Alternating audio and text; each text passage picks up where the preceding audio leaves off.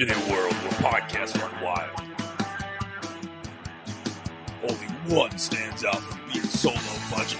It's horrifying. It is now time for another episode of the EGS Productions Podcast. With your hosts, Steve Scotland and Nate Miller.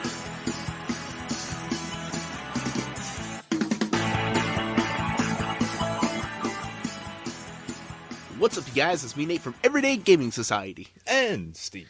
And this is this week's podcast. We're back to normal. Yes, we are. Are we?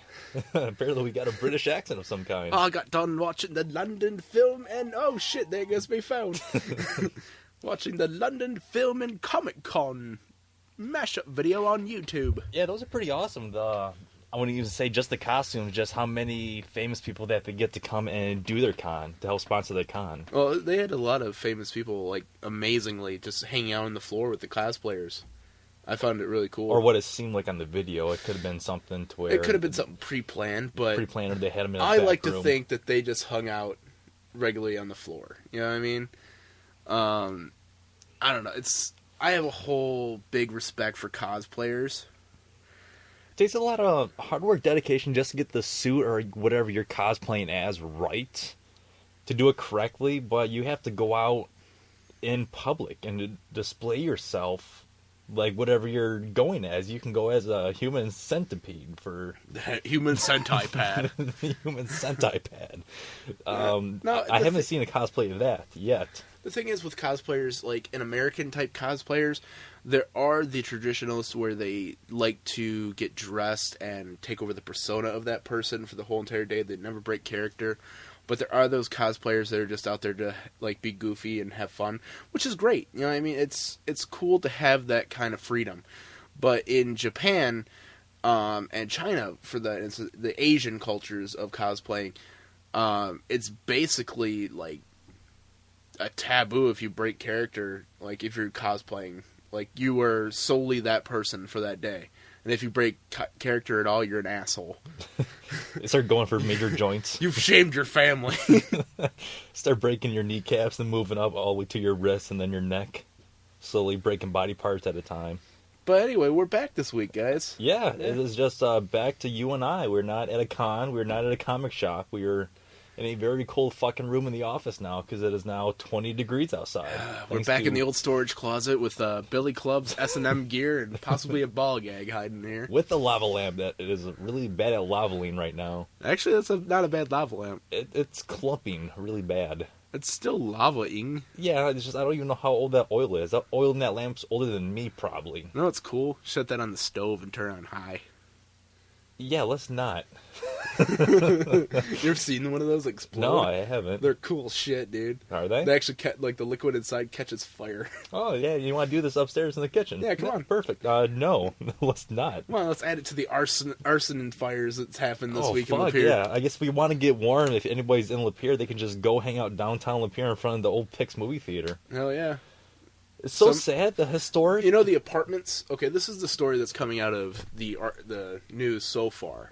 In Lapeer, Michigan. Lapeer, Michigan, downtown Lapeer, there's the famous Pix movie theater. And I've talked about the Pix before in previous podcasts. We went and saw Mission Impossible there. Yeah, and like my grandfather used to take me there back when he was still alive. Like the last movie I saw with him at the Pix was Anastasia with my little sisters and shit like that. Someone actually bought it earlier this year, had a bunch of interviews and everything done from all the major news stations, and didn't pay a lot of money for it, but they were going to re-renovate it and re-release it, and they were going to have a Christmas gathering, I guess you can call it, of just people from the towns coming in and hanging out at the Pix Theater. Originally started in 1914, so I was doing a little bit of research on it while it was burning on the news television, and now we have every fucking major local news station around in our little fucking town once again. First time it was the fucking asshole lottery winner from Emily City, and now we have, the theater burning down. So we are once again famous. Yeah, 2 years in a row. You mean the Emily City lottery winner that mysteriously disappeared? Yeah. Wink, wink. I know, so, So, Steve, I love the brand new tree in your backyard. Yeah. Like the Is that mulch around there? Like that in-ground pool? Yeah. So, So anyway, this is a story that's coming out of Lapeer so far, is that a guy, the upstairs apartments right next to the Pix Theater, like those little resale shops they have, the apartments above, a guy got in an argument with another guy that was in the adjacent apartment, threatened that person with a knife, and then when the person called 911, the guy with the knife set the fire. And it blazed up really big, like Steve can link the videos of the actual fire, and it engulfed both the apartments, the downstairs, and started spreading to the Pix Theater and the studio. I believe it's 343 or 3 or 4 something. What are we talking about? The gallery next door? Yeah, the gallery. 194, I believe. 194. Yeah. So I don't think it got the gallery that bad, but since Pix was right next to the apartments, like right next door, it got some pretty good fire damage. I tried going down there, swinging by after work tonight, and photobombing the place. No, there's a lot of people on the street down there, like yeah. regular people. I've seen a lot of people on YouTube already releasing shit. Yeah. They're like little girls screaming at the top of their lungs. People like there's some dumb broad on there like, "Oh my God, how did this happen? How do you think it happened?" You already know the details. You're just being stupid. It's on like the internet. Superman's here with his ice breath. Captain America, come save me. But it's a mess down there right now. I counted at least 15 fire trucks from Lapeer, Elba, and Oxford fire departments, and they have everything blocked off down there, so you can't even get close. That's just so sad. So much history and growing up in Lapeer, and now that guy needs to be like drawn. It's burned down to the ground, and they haven't released a statement on if they caught the guy yet. I don't know if they did caught the guy yet, but they know who did it, so it's only a matter of time before he's caught and thrown in a dumpster and never to be seen again.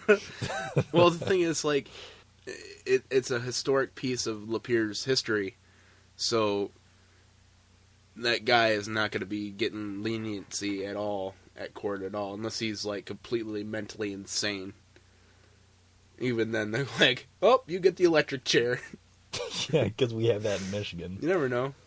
I don't even know, besides lethal injection, what the death penalty is in Michigan anymore. I don't even think we have a death penalty. No? I don't think so. We just let him rot in prison? Well, look at Kevorkian. Kevorkian was tried in Michigan, and he never got the death penalty. He got life in prison. I got to meet his lawyer a few times. Jeffrey Feiger. Okay, that's strange. Planning on mercy killing anyone lately, Steve? No. Just don't mind the oxygen tanks and the bottles of chloroform. Don't mind the mixture of like medical pills and syringes. Please don't mind that, yes. So I guess that is the latest pop culture that's going on in our little small town of lovely Lapeer. Really sad day.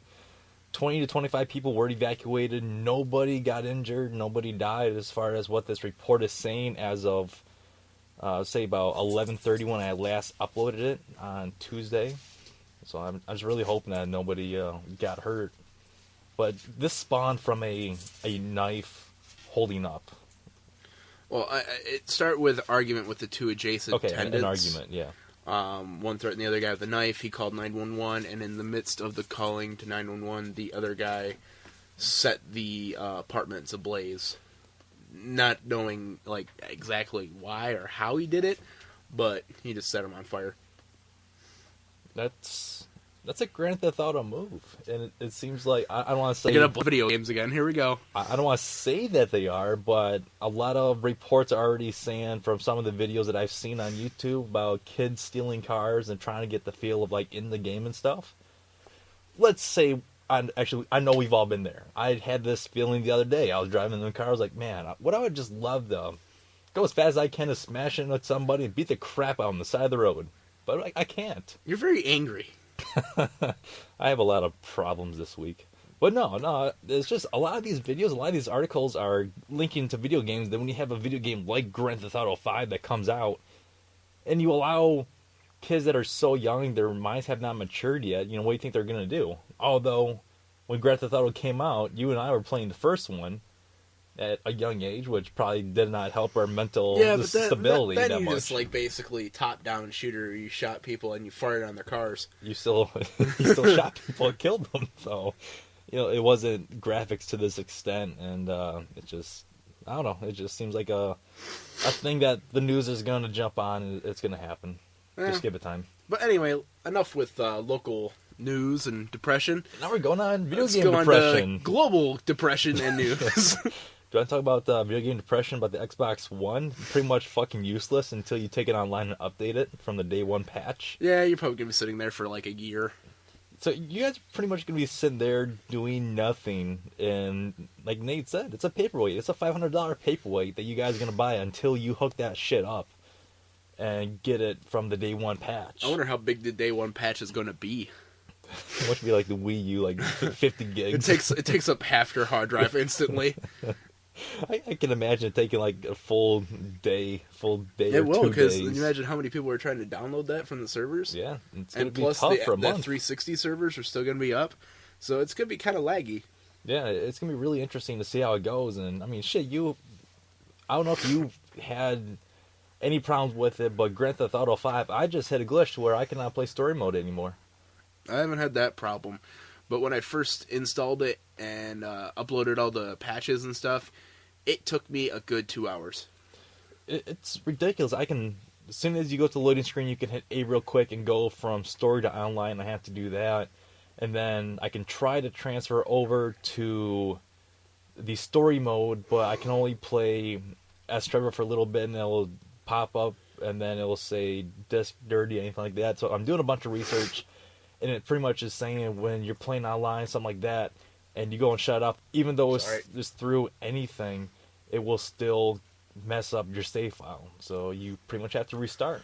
So you pretty much have to fucking restart your entire game just because of this fucking glitch. Well, you still have the achievements that you've gotten so far, so Yeah. it's not like you're going to lose achievements, you're just going to lose story progression.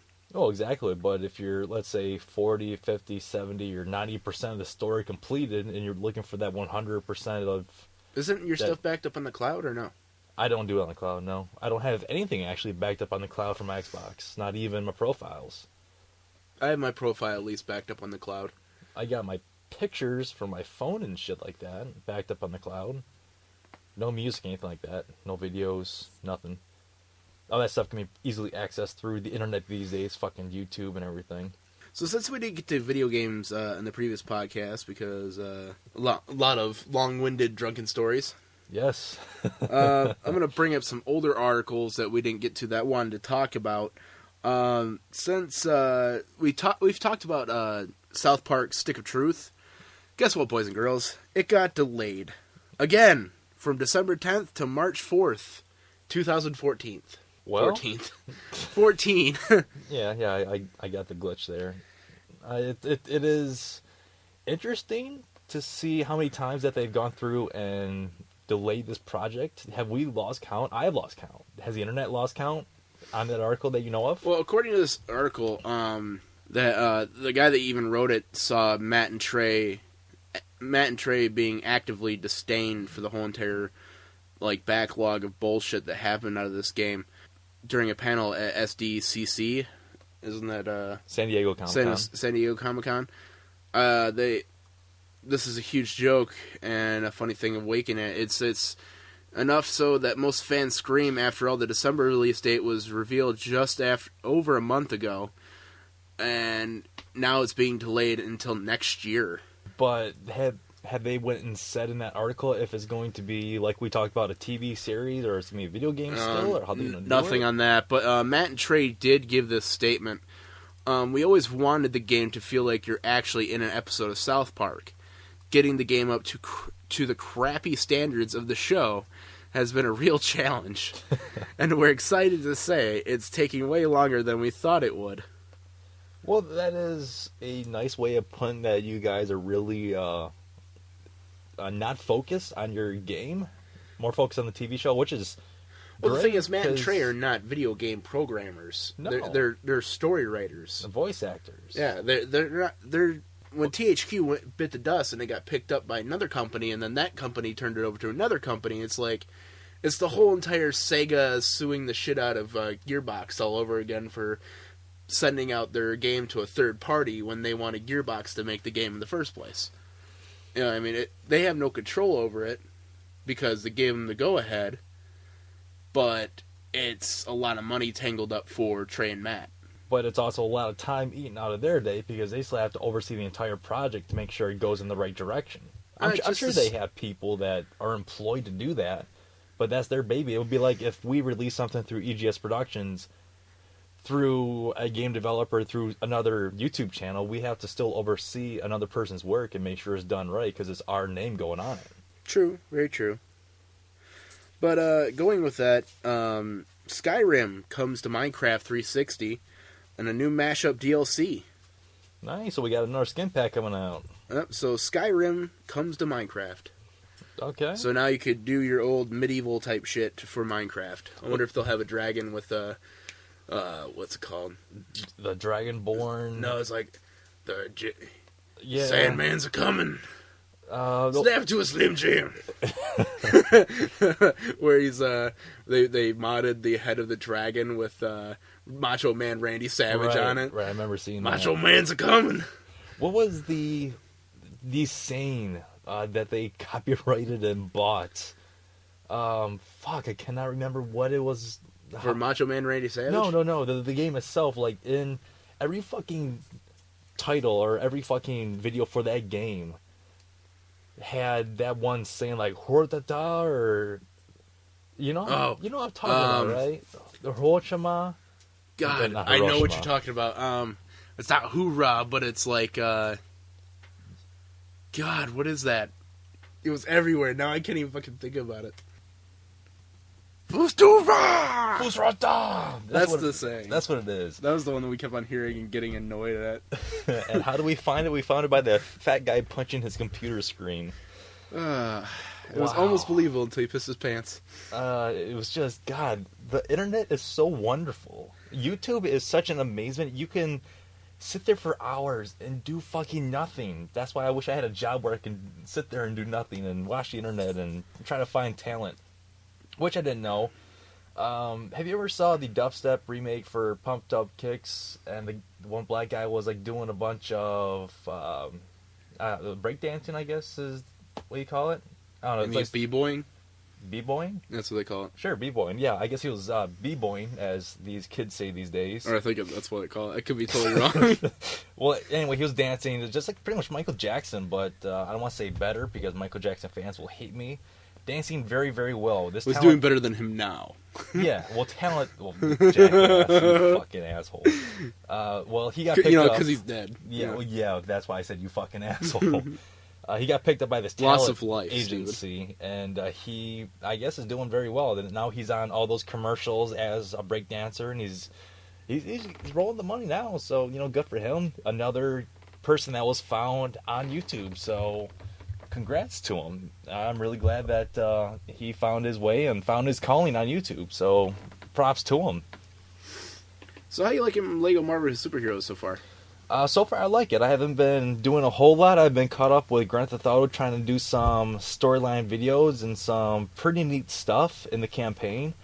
But now that I can't no longer play it on story mode, it's like, well, fuck.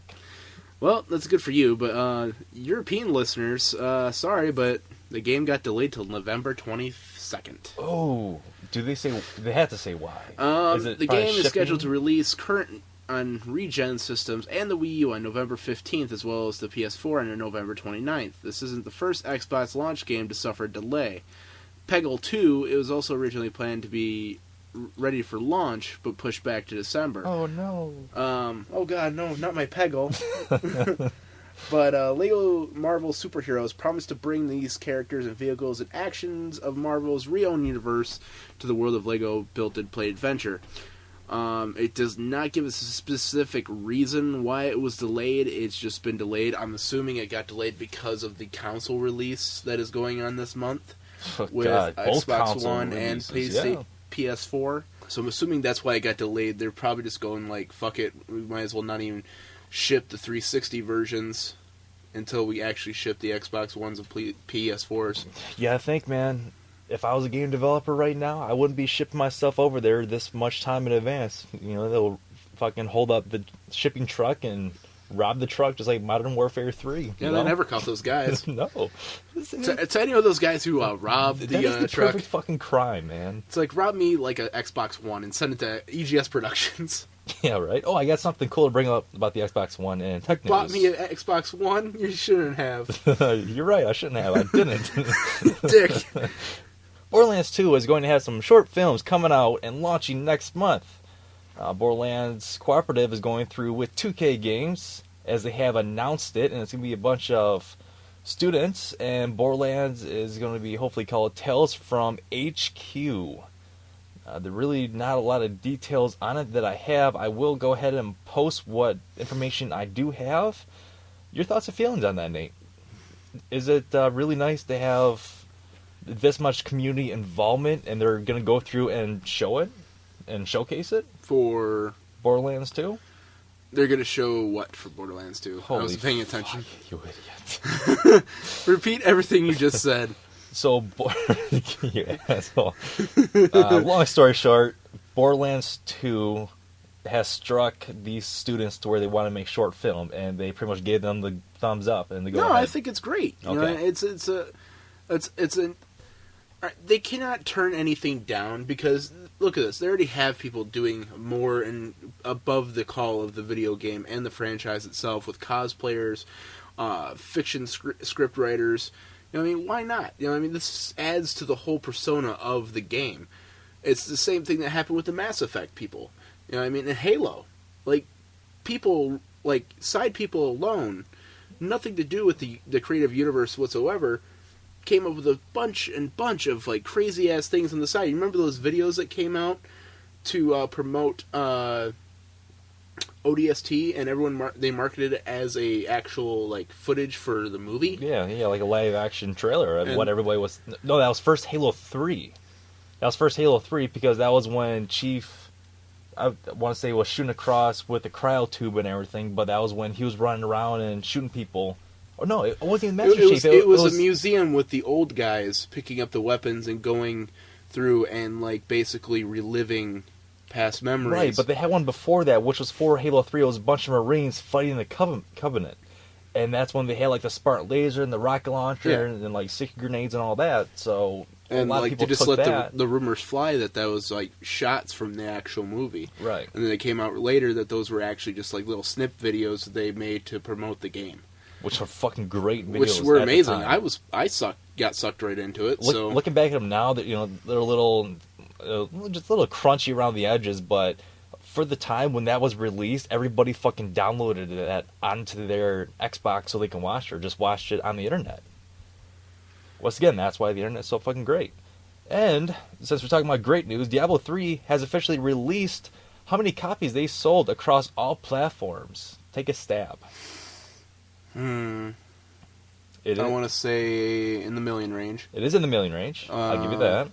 Is it 1 or 2 digits?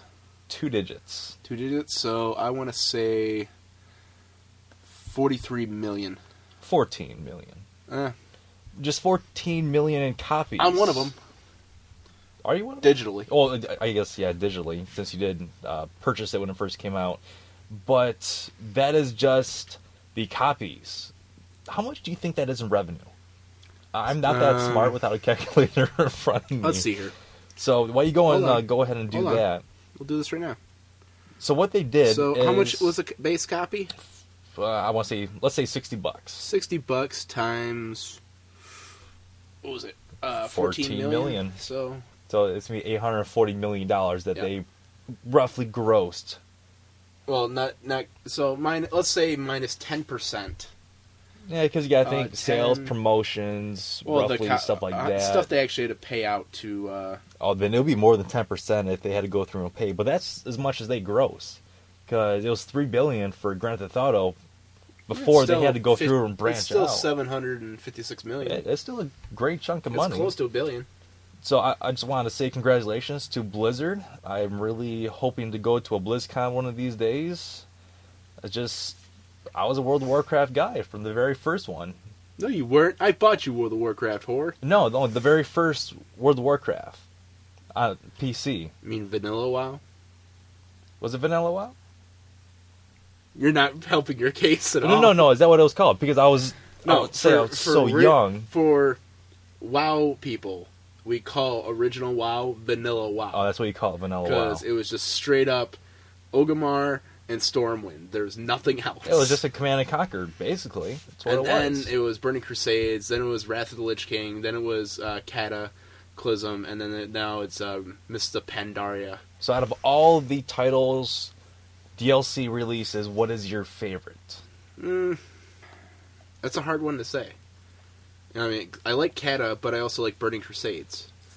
But I really hope that their next patch, what I want is either a complete reboot of the whole entire WoW franchise That would be to great. WoW 2.0. That would be great. Give it a gigantic facelift.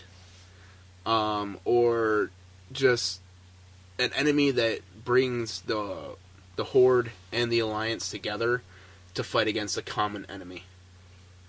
Because that would be cool. Like, you could switch between factions and, like raid with other, Alliance members or Horde players. Or just enough, just like a cool glyph that will allow you to translate what Alliance people are saying to you in chat. Because if you walk up to an Alliance character and they try to swear at you or say anything to you, it just, comes out as a gargled mess. Because Alliance and Horde can't speak to each other because they speak two different languages. Right. So, it'd be kind of cool if they could have something like that.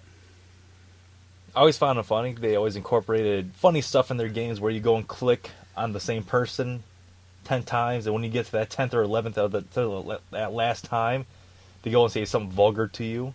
Remember all those little funny sayings? Like, stop pinching my nipples, why are you touching me?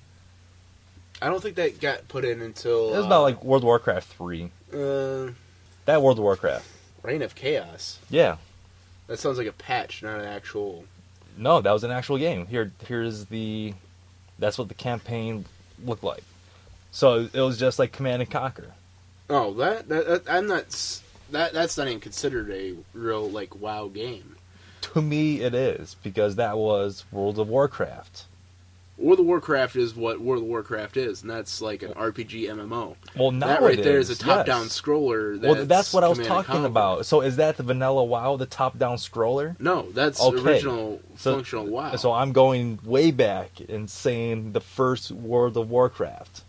That was what I remember playing. People don't playing. even count that as WoW. Well, fuck those people. They need to learn their history and No. go back to a time and place where everything You're was. gonna get beaten up at BlizzCon. I swear to God, you are. They will fucking gut you and feed you to the gnomes. To the gnomes?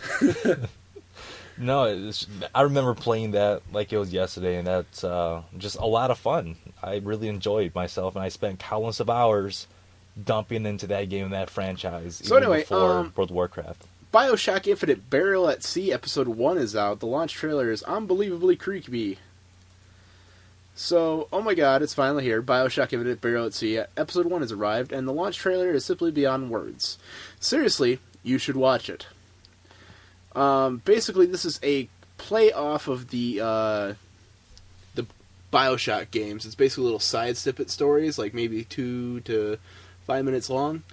And they just released episode 1, so it'd be interesting just to see. Is it live action? No, it's animation. Oh, animation. Gotcha. You could slang Burial at Sea episode 1 for PC, Xbox 360, or PS3 for $14.99.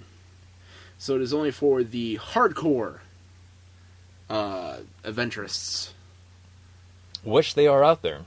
So it's sure. basically videos for new DLC. There has So been anyway, people were bitching along for a while. They were like, "Why didn't I get my stimulus package?" Blah blah blah blah. Oh, GTA Grand Theft 5. Auto. Yeah, we finally got that the other day. They said, "Fuck you, we're not giving it to you until we fix all the bug problems." Which you still have not. So also the thing is that the original stimulus package was supposed to be what, $1 million? Well, yes, and now they broke it into 2 parts. They gave us $500,000 and a free car. And the next stimulus package is, supposed to be another $500,000, but I'm not sure what is going to be linked in with that $500,000. You know what should be linked in? A fucking cheat code for a DLC. goddamn jet. You know how hard it is to steal a fucking jet from a military base, it is a fucking impossible task. Every time you get into one, you get blown up by 5 fucking tanks. And it is ridiculous. I will give a shout out to Boston and fuck you, Boston, and to Ginger for helping me with my online mode when I have got on for multiple hours. And same with you, Nate. We've had some fun running people over. It's like Mario Kart on steroids. Fuck yeah, Mario Kart with AK-47s. That's what it is. We weren't cheating. Wink, wink. Did you have cheat codes on? No, you can't use cheat codes on online mode. Oh, okay. All right. You can only use it during normal gameplay mode. And I didn't even touch the cheats until after I beat the game. But it fucks up your achievements. Well, it disables. That, at least for that part. It disables your unlock. If you have your cheat codes enabled, you cannot get the achievement. Right. But if you have the cheat codes on, to be honest, they're not that great anyway. You know what I mean? Because the invincibility mode only lasts 5 minutes. Which invincibility mode back in the day for, let's say, Grand Theft Auto 3 lasted until you got bored with it. Yeah, really. But, I mean, it fucked up the game. Well, it wasn't breaking the game, but at the same time, it was breaking the game. Well, you'd lag it so much because you'd have like 10 stars and military fucking. Well, you spawn like 50 fucking cars or 10 tanks, and it just crams up the world where it's your system system lag it shits. out. Yeah. It'd lag it out because you couldn't like possibly fit any more pixels in there. Exactly. But the thing is, like, Grand Theft Auto, like, the cheats are alright, but they're not that great. You know what I mean? Like, they give you a couple cool cars, attack helicopter. But the thing is, I wish they would have given a jet because it made things so much easier to give the achievement. Go see everything. Let's say where you have to go look at all of Los Santos and the whole entire map. Let's say they do give you a jet. Do you think that's going to add a lot more loading issues? Because I hit that issue to where I had it on my screen for 20 minutes at that loading screen before having to go online and only play online now. No, I didn't have any lag problems. The only thing I found was that once you steal a jet from the military base, I was flying for maybe 2 minutes, and it ran out of fuel. So I don't know if that's purposely done like that or not. Could be. Because I was like up in there, it's like no damage taken whatsoever. I blew up all the fucking tanks. I got in the jet and I started flying. I go like, yeah, I got away. And the stars, I did the cheat code to get all the stars go away. And then my jet started going, started flaming out. It's like you motherfucker, what the fuck? And I was like flying Trevor's. This is bullshit. That's part of the mission, right? I know you have to steal one of the what do they call it, the Chinooks, or like one of the large helicopters. The Hercules helicopters. Right. To steal the submarine. I think that is the only time where you go in the air base during the campaign. Yeah, it's the only time you go on there. But it was after I beat the game. I wanted to steal a jet so I can go through the whole entire map and do it faster than normal. Faster than a little helicopter. Yeah. Even then, like, I flew around a helicopter for about an hour, and then it ran out of gas. Oh, no shit, so they do run out. I'm guessing so, because it just, like, stopped working, and there was no damage. I didn't even get shot at all.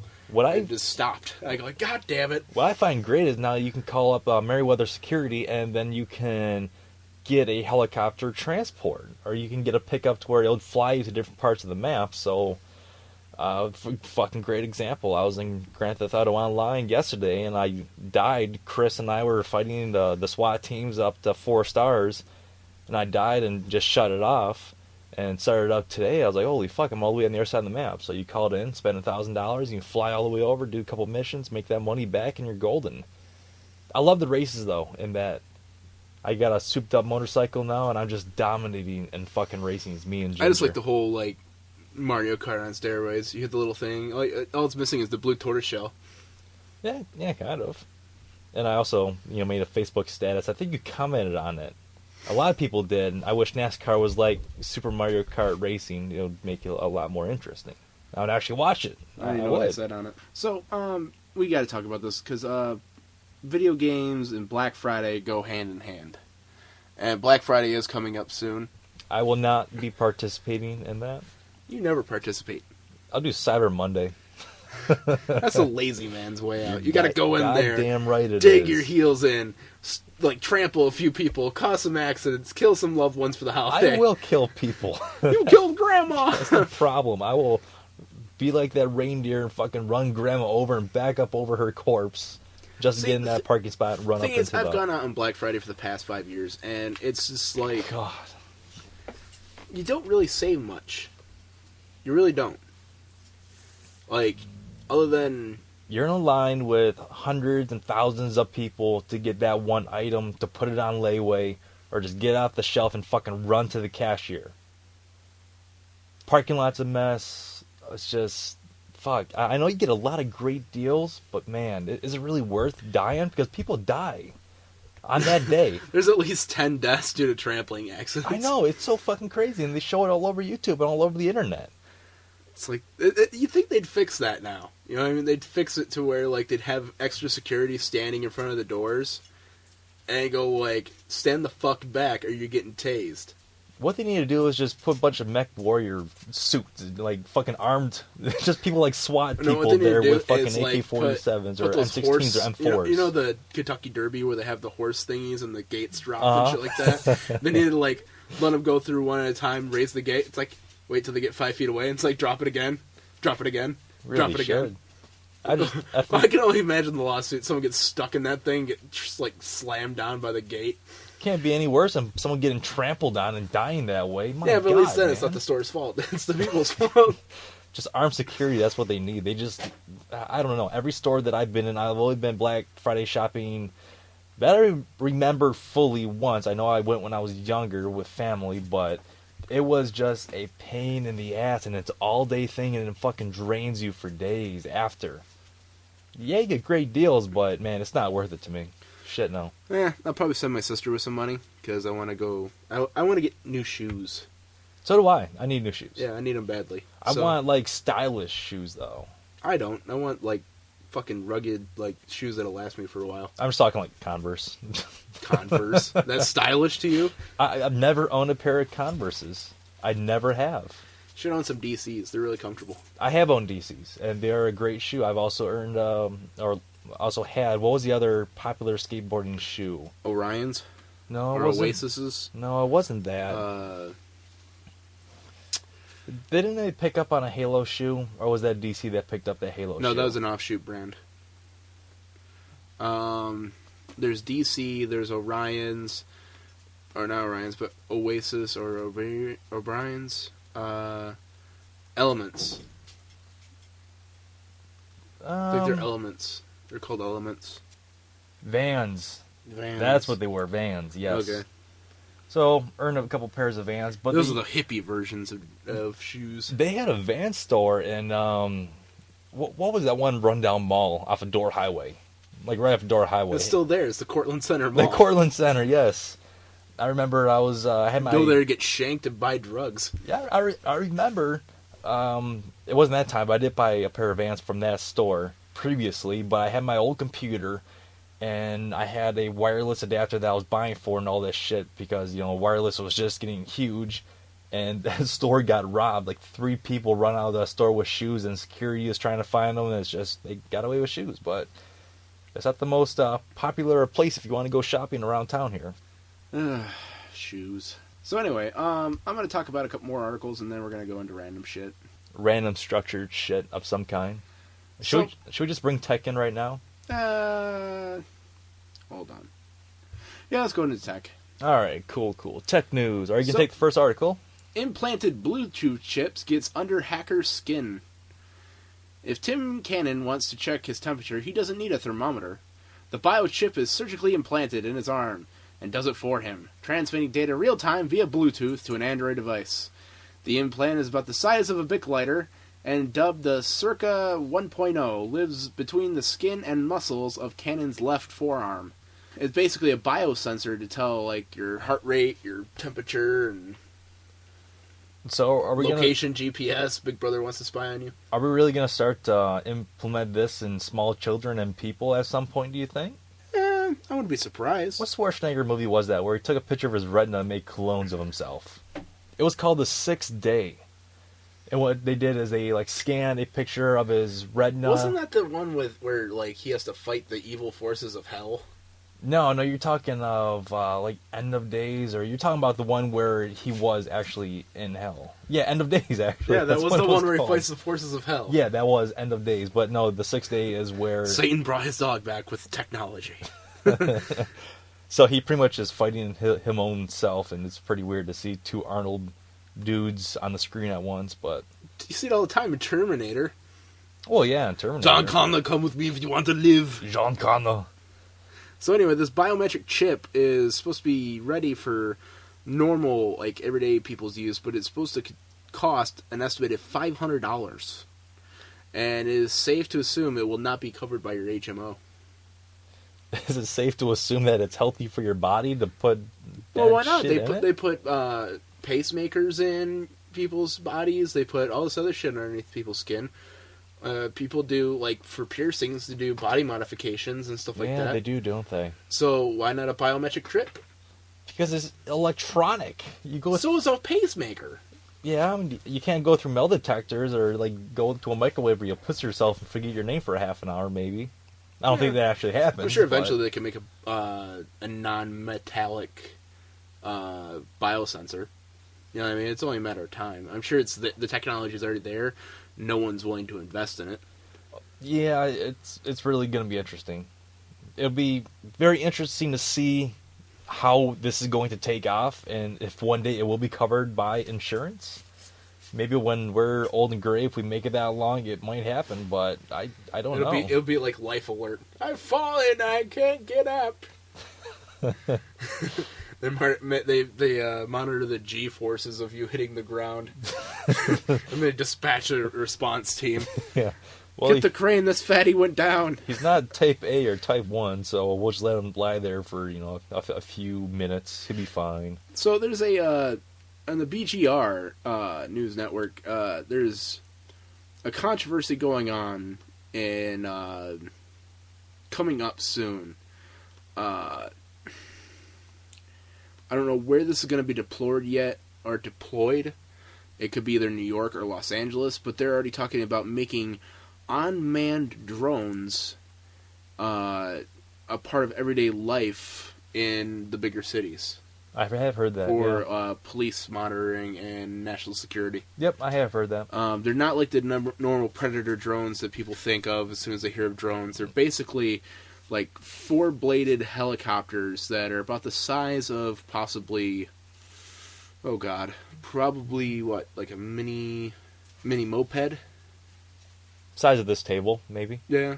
They're wider, of course, but... They probably weigh about close to 150 to 200 pounds. Very lightweight, and all it does is pretty much roam around, and it's just like Google Sky, how the satellite takes pictures Google Earth, of everything. Basically. Yeah, that's what it is. It'll be just a live contact version of what happens right there, and they can zoom up on something right up to whatever you type on your phone. They're trying to reinvent the wheel, but London's like leaps and bounds ahead of us. They have this thing called CTV.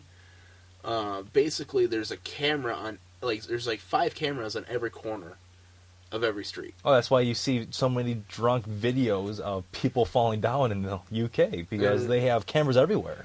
What I don't get is how come they don't just invest in that and set that up for bigger cities than setting up, buying these drones and, because you can only imagine, someone sees that and they're going to start shooting at it. Oh, yeah, I'm sure that's going to happen, but you also got to think, we live in Michigan, so is that kind of thing going to happen to our city? Not Lapeer, but I'm talking about Lansing, Detroit, Pontiac, Flint. Hell no. You have the little Punisher balls from New Hope with the needle on it. It starts talking bad about Obama or, anything political or anything bad, they instantly just, they, tase your ass. It's like, oh, God, no! So, I know we don't talk about politics, but we got a new mayor in the city now, which I find interesting. In what city? Detroit. Yeah. This is what, the 4th one in the past 3 years? It seems like it, yeah, right? Well, Did you hear about the mayor of Toronto? No. He got caught for smoking crack. Oh, yeah. Who was that with? I was with somebody. It was maple flavored. I can't remember who it was, but... Oh, it was my buddy at work, and he says, you know what? I like that guy. You know why I like that guy? Because he's honest. He's honest. Yeah, smoke crack. And then I was like, yeah, kind of like Bill Clinton. Yeah, I just wanted a blowjob. That was it. At least he's honest about it. You know? At least he's honest. It's like, yeah, I smoke crack, and I'll let you guys decide whether I keep my job or not. You can't wonder how many crack dealers he let go. I will laugh my ass off if they forgive him and let him continue being married. I will not be surprised, to be honest. I will laugh my ass off. And I watched an article the other day. This is why Canada fascinates me. Canada.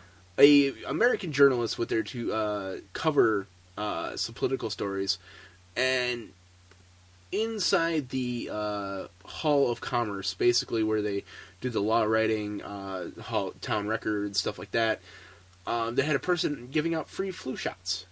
And they actually you can get a free flu shot if you're a U.S. citizen there. What normally costs us $75 to get. Roughly 75. Some places will do it for 20 or 30, depending if you have insurance or what kind of insurance. Yeah, those are the used, 3 times used needles. I would sure hope not. But, yeah, it's like he just walked up and was like, yeah, you can have a flu shot. And they gave him a flu shot, and it's like, and the one guy walked up, so it's like, one of the Canadian citizens walked up and was like, so you pay $75 to get a flu shot? And it's like, that's insane. That's how we do it down here in the States. And it's like, up there, it's like, oh, come here. Oh, here's a shot. You're all good. Here's a lollipop, little one. Apparently the doctor is from from Ireland. Probably drunk. I just find it funny. I mean, it's like, what's the difference between Canada and us? Because we have states. Can we blame it on we have states and they individual mayors? They have and not states, but they have regions. Regions. Is that a proper term to call them? Because I mean, it's broke up into different countries within its own country. No, it's almost. a country, but it's different segments of the country. Yeah, like I can't different remember what sections, it's called. different Like there's regions, Toronto, something. there's Ontario. There is Windsor. That's a casino. God, that's what everybody refers to in the city. Is like, yeah, let's go to Windsor. You know, it's only a hop, skip, and a jump away. No, it's like it's all broken up into different provinces. There we go. Yeah, that's proper. And I just find it funny. It's like, yeah, it's like they don't have as much freedom as we do, but the thing is, they have what do you call it? Socialized medicine. Sure, I guess that's a way to say it. I don't know. Politics give me a headache. I don't know, I'm already starting to get one, so fuck politics. So anyway. Let's go on to... Fuck you, Canada, you're awesome. It's like, come down and give me free liposuction. Anyway, No. Have you listened to any of Eminem's new CD? A couple songs, yeah. Just find them on YouTube. I only like the Monster song. Like, that's the... but the rest of it's like... I don't know, it feels like another encore album to me. It does. I believe... Weren't you in the party when Ginger and I were arguing about it and he started bringing it up? Well, I brought up Eminem. I go like, so okay, Mike, so yeah, you were in there. and it's All like right, I go yeah. like, this album sucks, dude. It's like better, like Encore. It's kind of like Encore. You know, it seemed really rushed, and like 3 of his songs are pretty much just like rip-offs of someone else's songs. He just did different lyrics over it. And the only single that was like actually a single was Monster with Rihanna. Right. And then he was like all indignant about it, and I go like, look, it's like I don't know. It's a different step, I believe, for Eminem, just for the simple fact that every artist, I believe, goes through a transition in their music career where they always try to do something different. You know, same thing. Let's bring up another local boy, Kid Rock. You know, he was fucking rap. You know, like hardcore rap, beating up hoes, shooting people. Yeah, but the thing is, Kid Rock Rock made his living off of other people. Okay. 90% of his songs when he first started up were basically plays off other people. That's what most of the bands are. They're cover bands. But Eminem was genuine. He made his own shit. Like, this is, I gotta say... Does he write all of his own music? Yes. No. He writes his own raps. But the thing is, this has got to be the first album I've ever heard him do a redo of someone else's song. I'm not a huge Eminem fan. Neither am I. To where I would go through it and remember every fucking song from his albums. It's just like, I just think the quality has suffered. Compare his last album to this album, and you'll like hear the difference. Like, there's a complete 180 difference. Music is not what it used to be. It used to be something that you can turn on the radio, or at least I can turn on the radio and enjoy any station that I can put on almost, besides opera, classical, and, you know, fucking talk show radio, which what we're pretty much doing right now. But it's so difficult and hard to find a radio station that I'll actually sit down and enjoy. Radio X Rock 103 when they were here in Lapeer, like right on the road from the Pix Theater. So they were good. At work, when I'm at work, like we always get the classic rock bullshit stations where it's like the same songs over and over again. 103.1. That's why I do not listen to them with the same slow fucking songs. There's only one station that comes in clear, and it's from Canada, and it's called The River, and it's all Canadian music, all Canadian artists and shit like that. But they're playing some really badass, cool songs on there the other day, and it's like, wow, this station rules. Since we're YouTube people. Can we say that? We're YouTube people? I guess you can say we're in the multimedia aspect of business and operation. Sure, yeah. So, fuck tape star Kim Kardashian and the worst excuse for rapper Kanye West is suing YouTube's founder for being a failure. For being a failure? Alright, Kim and Kanye accuse YouTube founder of being a failure. Well, how does that make any sense? All right, I'll read the article. So can't I sue her for being a failure? The world of music, technology, and romance were turned upside down earlier this week when rumors emerged that Kanye West and Kim Kardashian were unhappy with YouTube founder Chad Hurley. TMZ, no one gives a shit. TMZ first reported that Hurley had turned up at a West's quiet, spontaneous proposal ceremony at AT&T Park in San Francisco. Which, before I continue on, this was not a quiet fucking proposal. He fucking blindfolded her on her birthday, flew her out to AT&T baseball field. Fireworks were going off everywhere, and he asked her to marry her with a fucking marching band and a fucking choir singing at the same time. So if this is a quiet little fucking engagement thing, they're out full of shit. I'll give her 3 months. Because they filmed it for fucking Keeping Up with the Kardashians. Oh, of course. Okay, so it wasn't a quiet little fucking thing. And they had a budget, so they had money to spend. So, proceeded not only to film the event, but post 2.5 minutes of footage to his new video sharing site, Mixbit. It was said that anger was so great that the lawsuit would follow, oddly enough. So they're only suing them because he put out exclusive footage that Keeping Up Kardashians couldn't put out until the fall season. Which people do on YouTube and release all the time on movie sets. Yeah, so they're just a joke. They're a big-ass joke. It alleges that Hurley wasn't even invited to the ceremony, and he allegedly only allowed to remain because he signed a solemn promise not to post any images or video to the event. Indeed, CNN reporter that the law declares that Hurley fanatically entered. Do not rich people need to finagle? The legal papers offer Hurley was actually a photograph holding up a confidentiality agreement saying yes. It was allegedly signed by him. I don't want to continue reading this article. It's just going to make me more pissed off than ever. But the thing is, it wasn't a quiet little ceremony. He had a full fucking marching band, a full fucking choir. He rented out AT&T Stadium with fireworks going off and had the camera crew for Keeping Up with the Kardashians there. Mysteriously being there. Filming there. So it wasn't a quiet, private little ceremony. It was fucking being filmed for international fucking television. So to say that, he violated everything, they're just pissed off because people got to get a sneak peek of Keeping Up with the Kardashians, so people don't have to watch that terrible-ass fucking show, which makes them lose millions and millions of dollars. Just cancel the fucking show already. No one gives a shit about them. Everybody does give a shit about them, because Kardashians have their own clothing line now.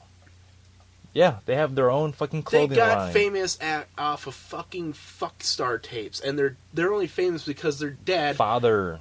Yes. Was a fucking lawyer for O.J. Simpson. That was it.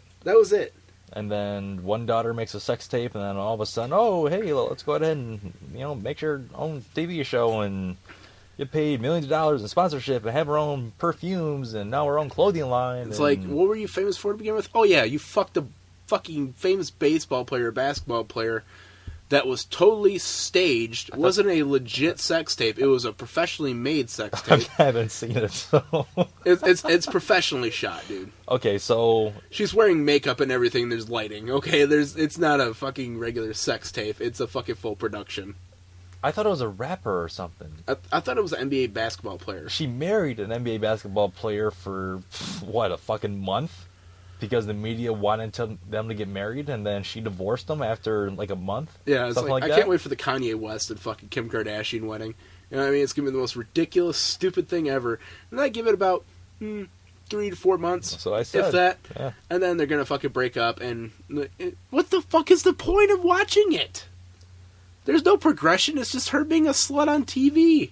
So you know what, everybody in the area of the gym that I attend, stay the fuck home and watch it. Don't go home to the gym and take up the treadmills and stair climbers to watch that shit. Because I get pissed off because I want to do cardio and I can't because they're sitting there walking 2 miles an hour and watching this fucking show with their headphones in. Well, it goes back to like Kris Jenner and Mom, the momager, whatever the fuck they call her stupid ass. What? She calls herself the momager. What are you talking about?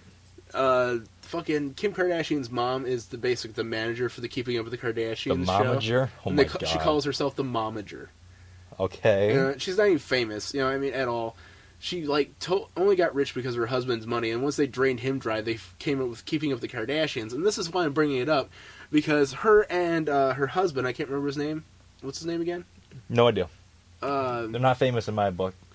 He is getting divorced from her, but there was no prenup, so he's entitled for half Of everything. of that Kim Kardashian Keeping Up with the fucking Kardashian show money. So payback's a bitch.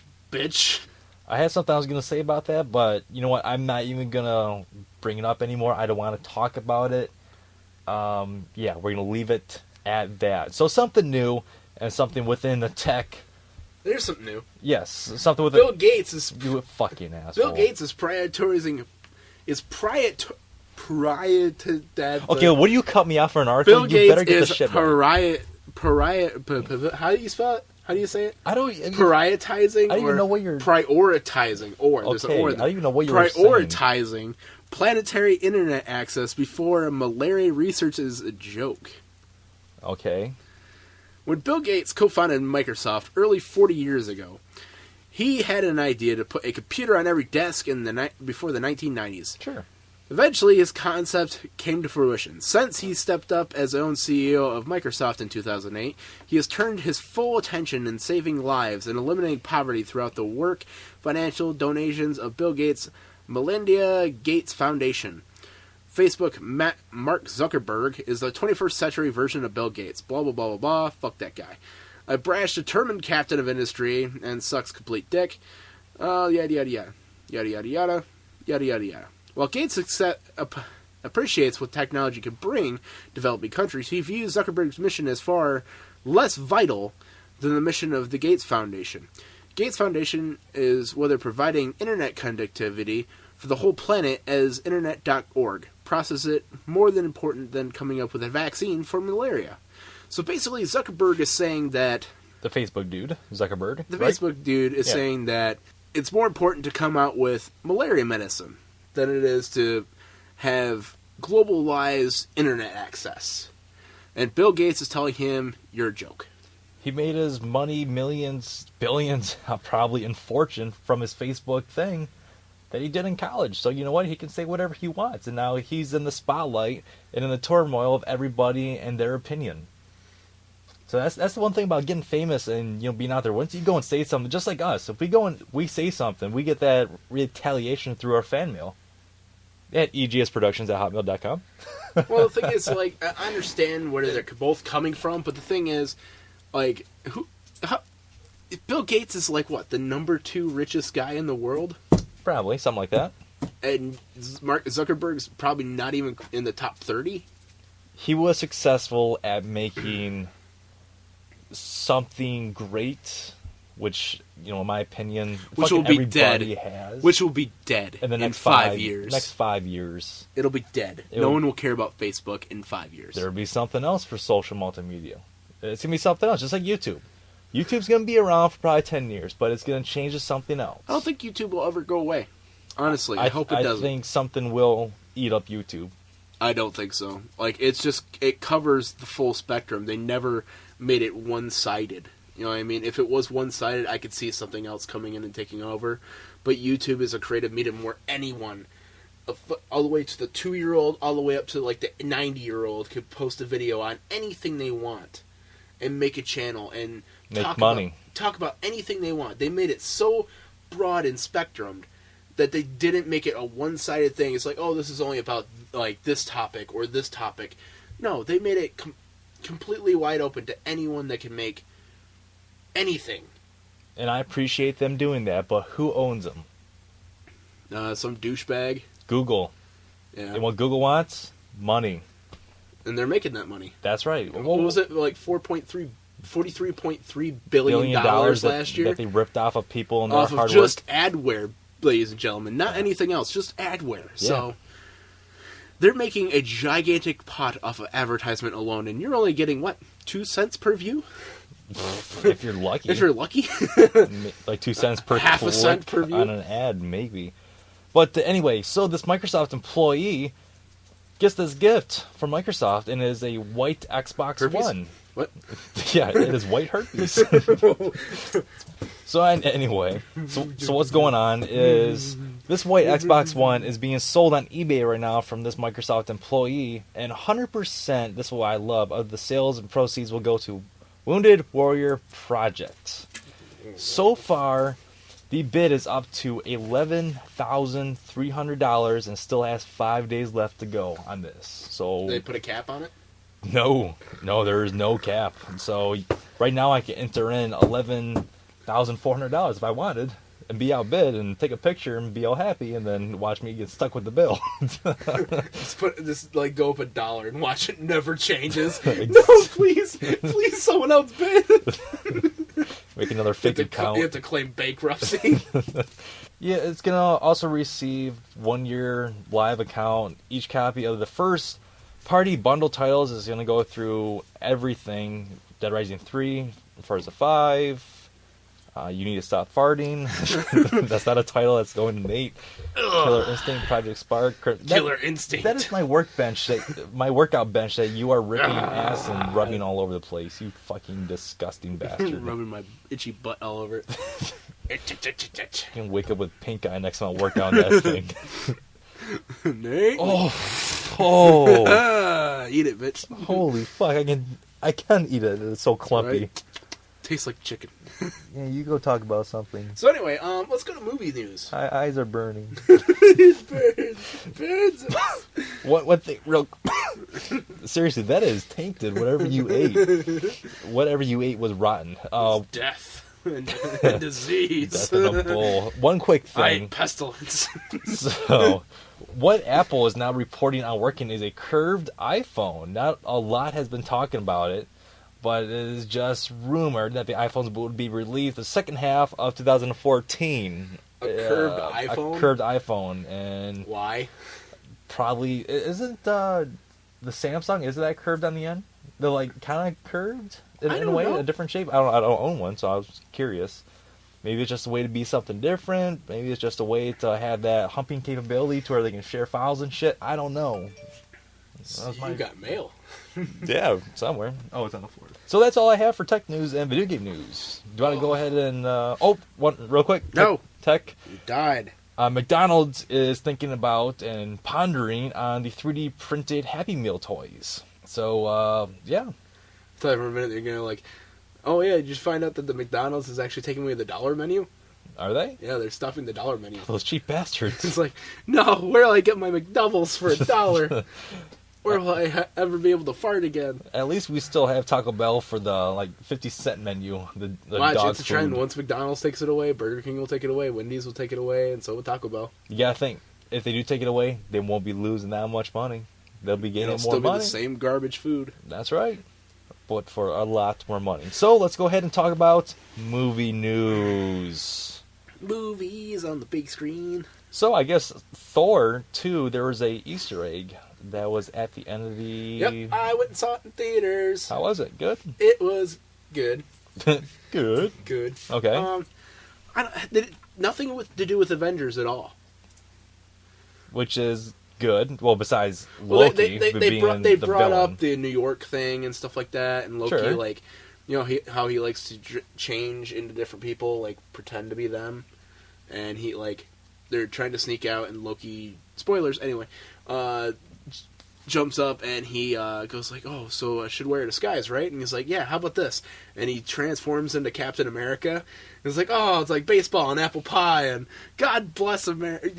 Thor just punches him right in the face. God bless America. And it was funny as shit because They had what's the actor's name that plays Captain America? I'm not even sure what his actual real name is. Steve Rogers, that's it. No, that's his fucking persona. I know, that's his comic book name. Chris Evans. Okay, so Chris Evans. Yeah, they had him show up in the Captain America outfit. And interesting, okay. It's pretty funny. Cool. The ending, though, there was a button scene, and then there's an Easter egg after the credits. Which, in most cases, especially Marvel, there is one. Yeah, the ending button scene was basically him coming back to what's-her-face, the chick, and Natalie Portman as Jane Foster. They basically show him coming back to Jane Foster after he left, what's the fucking place called? Thor World? Yes. It is called Thor World. Asgard, there we go. Yes. Thor World. He leaves us Thor World. Anyway, he leaves his home planet to go be with Jane Foster because he's in love with her and all this other fun shit. And Loki, he disappears and everyone thinks he's dead. But he's not. Spoiler alert. Dun dun dun. Sorry, Steve. Avengers 2, here we come. So, but at the end of the credits, it's a funny thing because when they're switching between worlds when they're fighting, because these portals open up to make the bands between Asgard and all the other planets. It has nothing to do with Stan Lee, because I don't... Stan Lee was in it, though. I know, don't tell me. I want to be... I just want to see... It was a good part, though. Okay, good. He was funny as shit. Like, it was just like, I just wanted to spoil it for you right now. No. So go ahead and bring up what you were saying, and then we'll talk about our most famous, or our most favorite Stan Lee moment in movies. They're splitting between the worlds and stuff like that. The barriers are thin, so people can cross through them. And without having to use the Rainbow Bridge from Asgard. It's the only way to describe it, dude. It's like the Rainbow Bridge. So, Rainbow Land from Super Mario Kart. So basically, like this gigantic, like frozen, like beast monster from the first one. Like it's not like one of the snow people, but it's like one of their dogs. Okay. Gets in on Earth, and they forgot about him.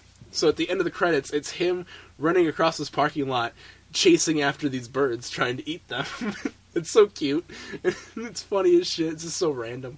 Our most funniest Stan Lee appearance in a Marvel movie. What is yours? It had to be a tie between Thor: Dark World 2 and what was the Stan Lee appearance in Avengers? It was just at the very end. He said something about, like what was going on in the city. Oh, he was being interviewed by a camera person. Exactly. Everybody went crazy in the theater. It would have to be a split between Thor 1 and Thor 2. Okay. Because Thor 1 is like him like trying to pull the Thor's hammer with a truck and it rips the bumper off. It's like, right. And did it I gets get out. it? Yeah. So mine, it would be the Amazing Spider-Man. Not Spider-Man 1, the Amazing Spider-Man. When the Lizard and Spider-Man are fighting in the library and they're tearing the shit out of the place. And then, the Stan Lee's just there, like, putting books away, and he's got his headphones on, and he's just, like, kind of strutting around, not really caring. That was probably my most favorite and genuine appearance by Stan Lee. I gotta say, it's just, like... It's great to see him in never these hate movies. that part of any Marvel movie. You know what I mean? It's like, something that I look forward to. It's like when you finally see that part, you just laugh every time, and it's a great place to break up some monotony and some laughter. It's going to be sad, though. Well, he actually died in one of the Hulk movies because he drank the juice that was in the fridge. Yeah. So, I mean, that was pretty sad. But at the same time, it was good to see him in film. What's going to happen? He's getting up there in age when he dies. How are they going to... I'm sure they'll have something that will go in memory to him a way. I don't think they'll ever... Like, if Stan Lee passes away, God forbid, but once he passes away, I don't think they'll ever dishonor his memory. No, they'll always have something in there that was actually him, not like someone that's portraying him. Maybe one of his old videos, like playing on a TV from fucking 1980s when he was I'm sure they'll do something like character or that, but yeah. I don't think they'll ever dishonor him by like trying to have a body double play the Stanley role, because that would be just completely dishonorable. It's just like James Bond. They cannot replace Q. When he passed away, they can't replace him. They tried to, but they did miserably. Well, they shouldn't have replaced him. They once you have that kind of iconic person, you cannot replace them. It's going to be hard to see, Hugh Jackman, for example. He's been the only Wolverine. Or how about... What I hope for is that Stan Lee stays with us until the Marvel Avengers run is done. You know what I mean? Because I know they're probably going to do a third Avengers film. But what about...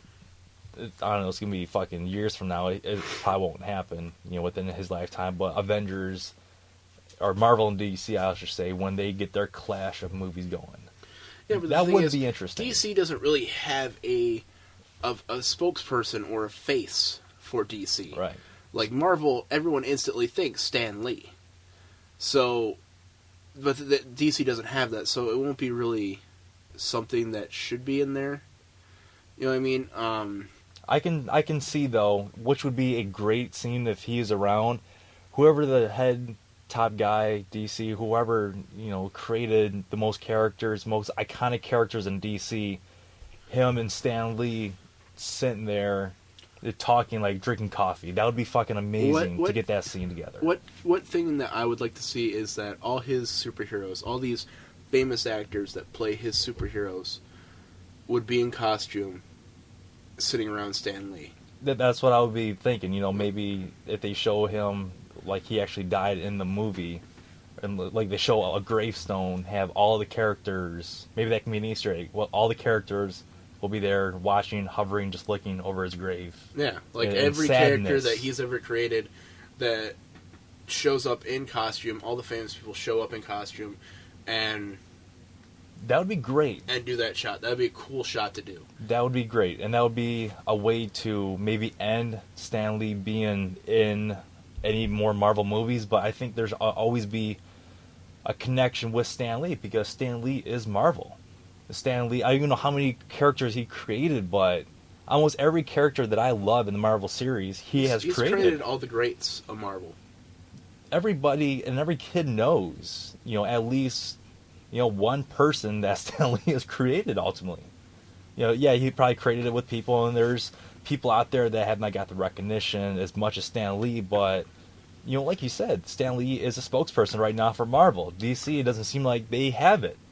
To where DC is walking around with this guy and showing him off. They don't have like a guy that's from, like that's in his 90s that's been doing like has created as many greats for one comic books like what do they call it? What do they call them? The Big Two, DC and Marvel, or yeah, I guess you can call it the Big Two. I mean, IDW and Dark Horse they're starting to come up, and I think they're starting to come up. But I'm saying the original two was DC and Marvel. Who's the original though? Wasn't it Marvel?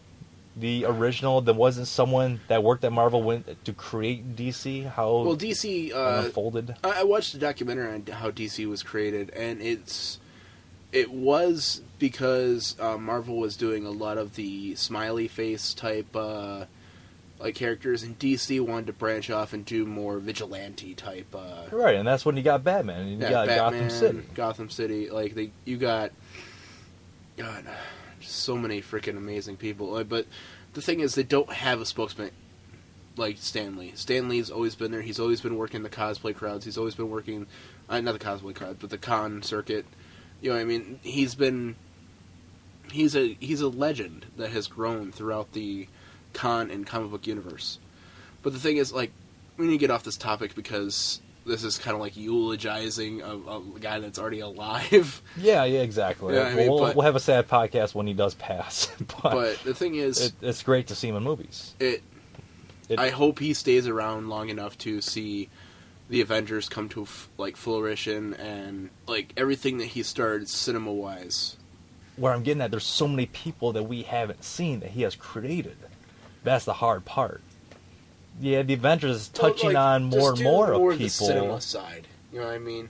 Yeah, more the stuff that's already been out there and then it's being used. You can, but I really want to see just at least them saying other names and such. But we're going to talk about this for a long time, and we can waste another hour talking about it. But real quick, another thing about movies, I guess from what Kevin Smith has confirmed that he has seen Ben Affleck in his Batman suit. I actually just listened to that podcast, and he was doing a Yahoo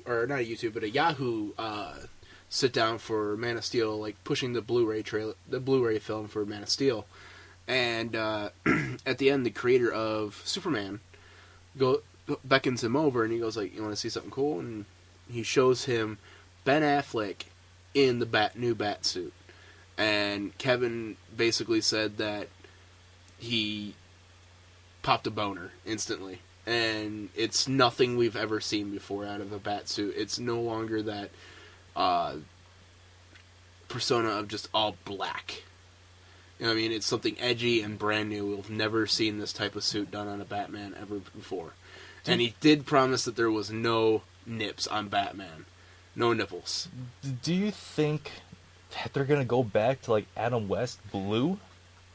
It'd be cool if they had a cool contrast of black and blue. That would be a very cool contrast, because that's what it was. Like it was a black suit with a blue cape. Well, with, like, a blue tint of some kind. And maybe, you don't have to do was it silver or yellow eyelashes that he had for Adam West? I want to say it was yellow. It was yellow. Because it was gray suit, blue cape, blue cowl with a black bandito mask on the cowl. And then there was like... Well, like a dark midnight blue. It was a midnight blue. It was not like a flamboyant baby blue. But it also had like yellow accents and then like the gigantic yellow bat symbol on the chest. So it'd be cool if it was like a hybrid of the 1966 Adam West Batman and the Batman suits where you've gotten from Tim Burton, Schumacher, and the latest Batman suit creator. I can't remember his name. Talk about our Facebook page. Oh yeah, that too. You added up all the I've photos. updated our Facebook page, so check us out on Facebook as Everyday Gaming Society. Yes. Please like us. Like our page, follow our YouTube channel. Our WordPresses are linked down there. So even if you don't feel like slogging over to our website, just go on to Facebook and we'll post things daily. Yep, same with Twitter. Everything's linked together, so whatever gets posted on Facebook will be directed right over to Twitter. So we're at EGS Productions on our Twitter handle. So I've been catching up on a lot of movies that I've missed lately, like cinema quality, or you're talking like Netflix right now? Not Netflix, but like movie theater type movies. What was the one shitty movie that you saw and you told Andrew and I not to watch? Oh, Orc Wars. Orc Wars. And you said that Elven maybe Princess, a copyright infringement the Elven going on Princess, there? I'm surprised like Peter Jackson has not sued the shit out of them, because she is carrying a replica blade of Sting from Lord of the Rings. I'm not shitting you. It's like plain as day. Well, maybe they worked something out, because I highly doubt it. during that one Alien film, what the hell was it? Like Destruction of L.A., the Battle of Los Angeles, where they had the sniper rifle from the Halo series, because that was supposed to be the Halo movie or whatever. Did you see that? Like he was on, I believe he was on like a helicopter and he was sniping down, and it was a Halo. I'll have to rewatch it. Sniper rifle, but anyway. So yes, I've been watching movies that I missed. I finally got to watch the Evil Dead film. I heard your review on that. It had the gore factor, but not the scare factor. I still think the original was better. Like, granted, it was good for the new generation, but it didn't have the scare factor for me. Like, it was just too gory. But the thing is, I could have been tainted from the originals, because it's pretty much, like, spot on, except for a few changes. I watched Despicable Me 2. Watched that. It was pretty good. A lot more minions involved this time. Still haven't seen the first one. Everybody says, stop pooping yourself. Poop is running on my bench now at this point. It's going to be a brown stain. Just going to burn it. So I watched that, and then I watched Furious 6, which they set it up for a... Oh, Fast and Furious 6, okay. God, what just came out of my ass was Furious. Good thing you're talking. It was Furious. So anyway, I watched Furious 6, and they set it up for another movie, and they killed the Asian guy from Tokyo Drift on it, which I was really sad about. Spoiler alert. Decent actor. I also watched, I went and saw Man of Steel. So it was pretty good. I liked it. No disconnect whatsoever. It was really cool. I cannot wait for the next film, to be honest. But I do see where a lot of people kind of picked on it, because it was a lot of destruction. Pretty much, what do they call it? Metropolis was no more. There was no Metropolis left. And Smallville got minimal damage compared to Metropolis. It's as soon as I got to the big city, they destroyed everything. I also saw The World's End with our favorite guys from Shaun of the Dead and Hot Fuzz. And oh, I gotta bring this up. For all you Michigan listeners. November 17th. What's going on November 17th? That is so important. We gotta drop it on the podcast. in November 17th from noon till 5 p.m. at the Somerset Inn, 2601 West Big Beaver Road in Troy. They're holding an open casting call for Episode 7 for the new Star Wars film. They're looking for a boy and a girl about the age of from 17 to 18 years old. For the girl. And the boy part must be 18 years old. What they're looking for is a beautiful, smart, athletic girl, open to all ethnicities, including bi, multiracial, for the role of Rachel. And they're also seeking a 19 to 23-year-old male role, must be over 18, at least, like even athletic, to consider you. And they want in shape. What you guys are going to be trying out for is the new role for Harrison Ford and Princess Leia's kids, because they had twins in the book series, which their names are Thomas... I forgot the girl's name, but... Thomas and Rachel. Which is Princess Leia and Han Solo's twin children. So you will be playing opposite of Carrie Fisher and Harrison Ford. So if you live in Michigan and you think you have the chops and you meet this criteria, go out there and give it a try. You never know. But this opportunity does not happen that often in Michigan. Do you think I should go in for it? You're not even close. Well, yeah, I'm not even close. 19 to 23 years old. You're 26. So? You do not look like Harrison Ford's kid. So I'll shave the beard. You look older than him. I'll shave the beard. I'll lose 10 years. They'll never Harrison know. Ford has a history of drug use. I can buy some heroin in Troy while I'm down there. So anyway, open casting call from noon until 5. Go down there, you November guys. 17th. Like Nate said, this opportunity... The Somerset Inn, 2601 West Big Beaver Road. We'll post the article in the cesspool. I've already talked to several people I know that meet that age criteria and told them to go down there. This opportunity does not come knocking on doors, especially around our rundown area, very much. Yeah, I'm surprised they're not holding the casting call in like New York Los Angeles, New York or Illinois. Well, they're doing it in Troy, Michigan, of all places. Right, which I find interesting for not only... I'm sure they will host or get extras at this. I think they're looking for that like Midwestern or middle, like, what do they call us? Like the middle... What do they call us people? No, like, what do they call people, like, from Michigan, like, Indiana, Ohio, like, We're middle America, or... Maybe? They're looking for that, like, corn-fed type look. The Michigander look, I guess. But the thing is, they're looking for, like, normal-looking people, not the fucking California girls where they look all pretty and blonde. And all that. Or the New York girls where they look all fucking caked with makeup and shit. They're just looking for normal, wholesome people. They're not... Well, yeah, I think Carrie Fisher was pretty pale in the movie. Yeah, she was just a normal country girl. She wasn't anything fancy. She wasn't from fucking Cali or anything else like that. And then Harrison Ford, in his first role in the movie, played a country guy in American Graffiti. Yeah. So they're looking for that, like, middle America type look. You know what I mean? They're not looking for the East Coast look or the West Coast look. They're looking for us. So... Us. I wish. I have to hold out until they're looking for a recasting of Jabba the Hutt or Pork and Son. Jabba Wookie Nipple Pinchy. I'm holding out Pork and Son. I'm holding out for Pork and Son. You know what I mean? He comes back. It's like, you killed my father. And they're like, I have to go fight them. I can see you being like a mechanic showing his ass crack working. You're Pork and Son, right? I vote with your son or your husband or your father. Your husband. It's a weird incest triangle. But the thing is, this does not happen that often. Oh, you know what I mean? No, it does not. Just go out there, give it a shot. We'll post the link at the cesspool with all the criteria. Even if you don't have a lick of acting skills, just go out there and give it a shot. At least you can say, I went out there and I tried out for the role of Han and Leia's kids. Yeah, of Han Solo. How often do you get a chance to play after... I'm fucking jealous. I wish I was skinny or a 19-year-old girl. I want to be a girl, damn it. I want to be a girl. I think there's boy. time for, like, massive liposuction and, like, sexual sex change. I think when we started liposuction right now, we probably wouldn't even... Probably done by next year. Yeah, maybe. No, not by the 17th. But anyway, go down to open casting call for Disney film. Will be held November 17th, 12 to 5 p.m. at the Somerset Inn, 2601 West Beaver Road in Troy, Michigan.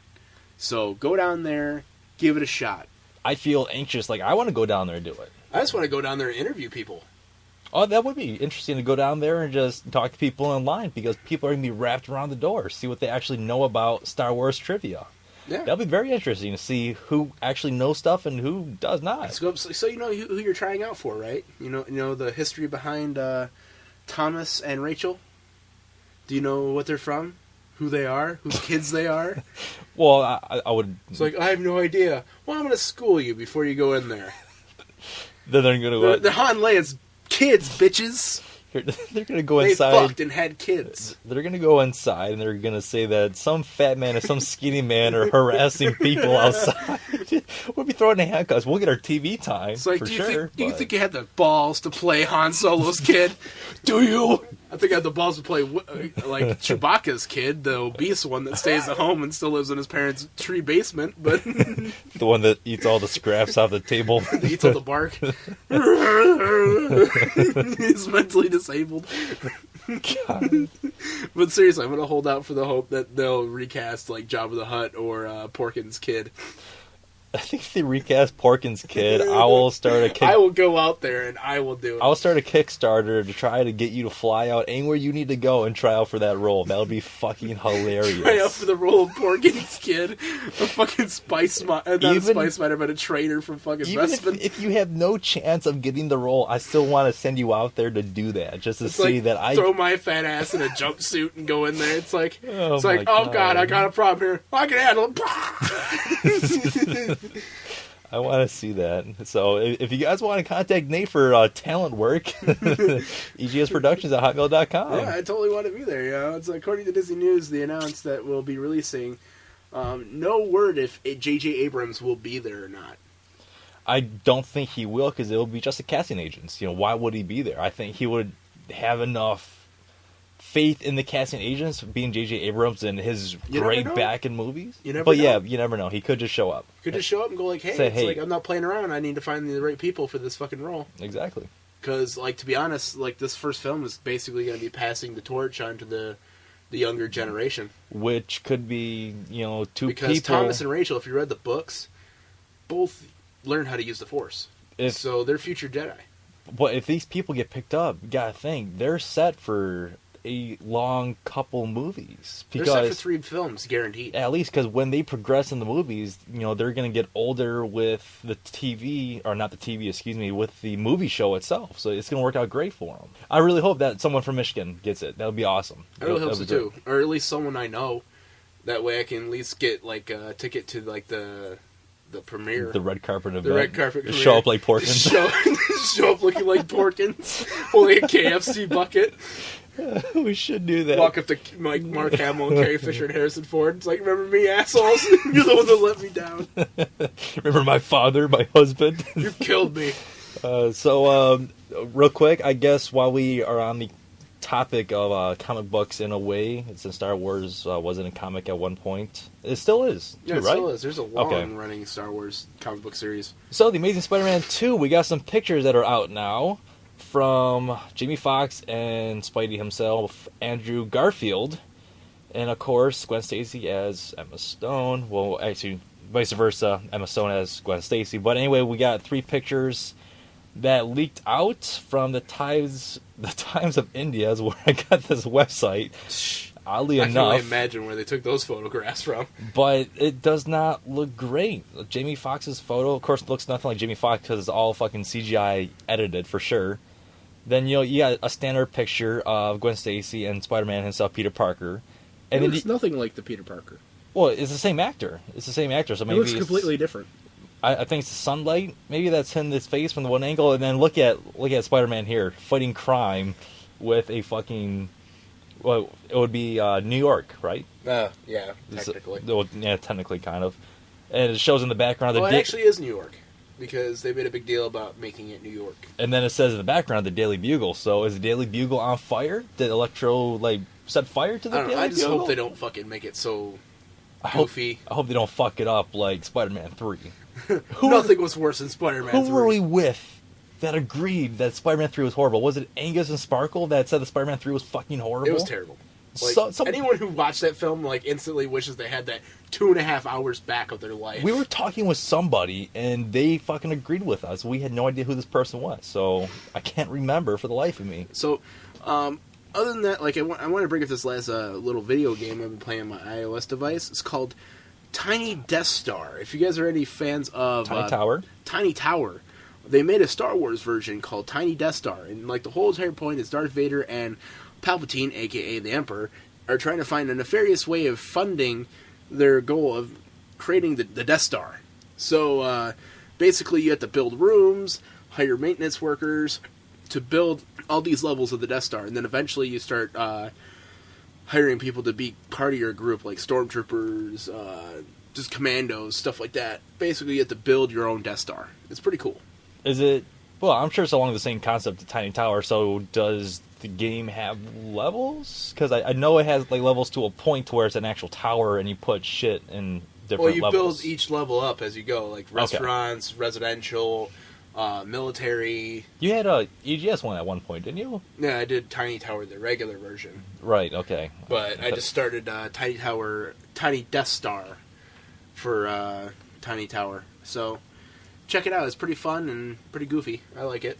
Do we have a Do we have a podcast of the week? We do, but this has been a very depressing 2 weeks for podcast of the week because I've been going around searching for those little no-name podcasts that no one's heard of before, and 4 podcasts that I stumbled upon that had a new podcast of that week, but it was only like 10 minutes long. And I go, it's an odd length for a podcast. And it's them saying goodbye. They're no longer doing the podcast. Oh, no kidding. It was so depressing. I go like, no, I just found you. Please don't go away. You know, before you came over, I sat down and I was like, wow, I really never thought of what it would be like to not do the podcast with you anymore. So this, boys and girls, he's getting the delusions of grandeur. He's going to go off on his own. This is me, Steve, by myself, of Everyday Gaming Society. Fuck that fat bastard named me. First, I was talking about chloroform in the podcast and, acid, and, now all of a sudden, Nate mysteriously went missing. Enjoy my voice now for the rest of the podcast. Thanks for your money. If I ever disappear and I don't none the podcast, just call 911 because someone got murdered. And then someone probably will, and then they'll show up at the doorstep and rip me out in my pajamas. But anyway, as you were saying. So anyway, it was really sad and depressing because I stumbled upon a couple of podcasts that were basically just saying goodbye. And non-existent. I did find a podcast that I really like. It's been around for, I want to say, they started back in June 15th of 2011. So they've been around for almost 2.5 years. It is called Geeks vs. Nerds, and it is a Canadian-based podcast. Man, we're loving the Canadians this week. It is. I'm giving them love because I like it, and it's funny as shit. Basically, they take all those what-ifs, like Sherlock Holmes versus Doctor Who, and Green Lantern Corps versus Jedi Order, Batman versus Boba Fett, Ghostbusters versus the Men in Black, Superman versus Goku, Obi-Wan versus Samurai Jack. And it's basically a live show where they pick 3 people for the geek team and the nerd team, and they have to argue their fact of why this person's the better person to save the Earth, or whatever context the Lord High Moo Man wants to interject. And at the end, it's basically based off a point system, and they go off of also whose fans are the loudest at the end, who made the best argument. That is really cool. And it's really funny. I enjoy it. So congrats to them. They just started up season 5. They're on their first episode right now. Yep. So Obi-Wan versus Samurai Jack. Yep. That one was funny as shit. Obi-Wan won. Samurai Jack lost. Spoiler. Spoiler alert!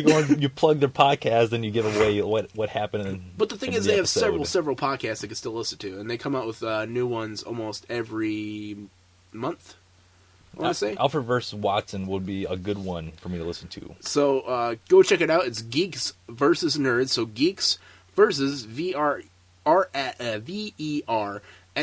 Nerds, and their entertainment name is Geek Spotification Entertainment.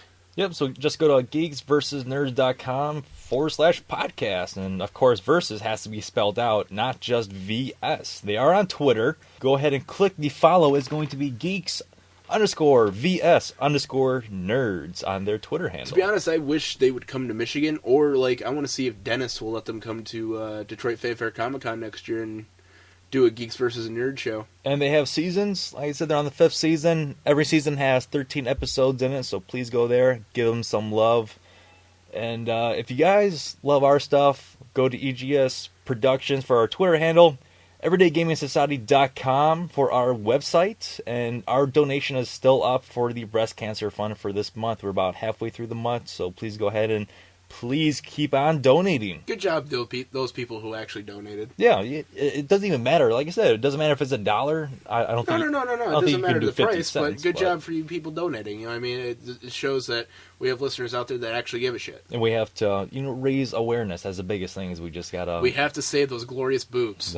I need those boobs to stay alive. It's the only thing I live for. Damn it. The reason why I'm alive and why I'm still a virgin to see them on porn. Yes, I must have the boobs. All right, guys. Well, please go and visit everything that we have, and please go to the cesspool and check out everything we have on there as well. Also, check out our newly updated Facebook. Yes, check out all the photos that we have from Detroit Fanfare Comic Con of this year. I'm still updating, but I do have all the photos up there. I'm going to be uploading a few videos as well. I am also trying to change the cover photo, because that is from Halo CE. Yes. Midnight release, I want to say 2 years ago. Oh, longer than that. 3? Probably roughly 3 or 4. 3 or 4 years ago, so I'm trying to change that so it shows that we're actually current. So if you feel like that Facebook's more your social medium site, you know what I mean, easier for you, just go ahead and hit us up on Facebook. Just say hi or leave us a message, or if you need help with anything, like achievement-wise or walkthrough guides, just go ahead and hit us up. Or if you have a question on one of our articles, go ahead and send us a message. We'll gladly get back to you. Yeah, just give us a like. You'll be updated on everything that we do. My computer just started back up. But anyway, thank you guys for listening this week. We're back on track now, so no more long, boring discussions. Oh, and Doris, yep, you are very welcome on getting everything figured out for Lego Harry Potter on the 3DS. And if you're listening, thank you for the message on I read Facebook. That message. So yeah, thanks for contacting us, and we went through and we got back with you right in 2 days. No, 1 day. Doris sounds really cute. Doris is probably a little guy, like a 12-year-old boy. Doris? Someone named their 12-year-old boy Doris. A Doris. Doris. It's a chick's name. It's like a grandma name. You never know. You never know. You never know? Yeah, you never know. Anyway, so yes, thank you for listening to the podcast for this week, and tune in every week and every Wednesday for a new podcast from us. Excelsior! I'm gonna get done with this and go fucking edit. Batman! Play Grand Theft Auto, hopefully. Pajama Banana Bahama.